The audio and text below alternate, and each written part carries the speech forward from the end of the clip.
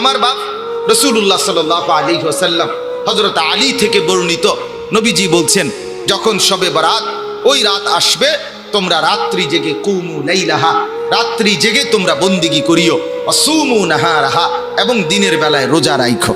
তাহলে এই হিসাবে আমাদের জন্য করণীয় হলো রাত্রি জেগে ইবাদত করা, দিনের বেলা নফল রোজা রাখা।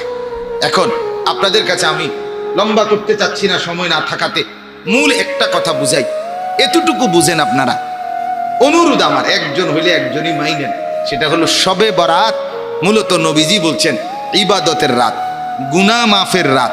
তোমাদের জন্য রাত্রি জেগে ইবাদত করো, এটা বলছেন নবীজি। অতএব শবে বরাত কোনো উৎসব না, শবে বরাত কোনো অনুষ্ঠান না, শবে বরাত খালেস নফল ইবাদতের রাত। আপনি নফল ইবাদত করবেন, অর্থাৎ আপনি জিকির করবেন, আপনি নফল নামাজ পড়বেন, কোরআন তেলাওয়াত করবেন, তওবা করবেন, দোয়া করবেন, কান্নাকাটি করবেন, একাকী গোপনে গিয়ে কবর জিয়ারত করবেন, নিজে সারা রাত যদ্দূর শরীরে কুলা আপনার নফল নামাজ পড়তে থাকবেন, আল্লাহকে ডাকতে থাকবেন। শুধুই আপনি আর আপনার আল্লাহ, এই দুইজনের মধ্যে সম্পর্ক গড়া, এর নাম হচ্ছে শবে বরাত।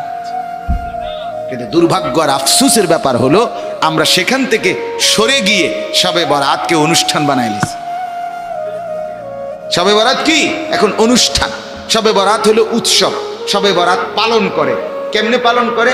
এশার নামাজের পরে হুজুরে 1.5 থেকে 2 ঘন্টা ওয়াজ করবে, এরপরে লম্বা মুনাজাত দিবে, এরপরে প্রত্যেকের হয় 1 ফোঁটলা জিলাফি, অথবা 1 প্যাকেট বিরিয়ানি, অথবা 1 শানকি, ওই যে মাটির এগুলো করে খিচুড়ি খাইবে।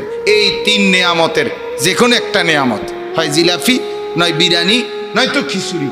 এই 3টি নিয়ামতের যে কোনো একটি নিয়ামত খাবাইয়া এবার শবে বরাত পালন হইছে, এবার গিয়া ঘুম দেন যায় বাইত গিয়ে, এবার বাইত গিয়ে আবার শুয়ে লাইছে, হেবড়ি জিগাইছে করতে আইলে শবে বরাত পালন করে আইছে।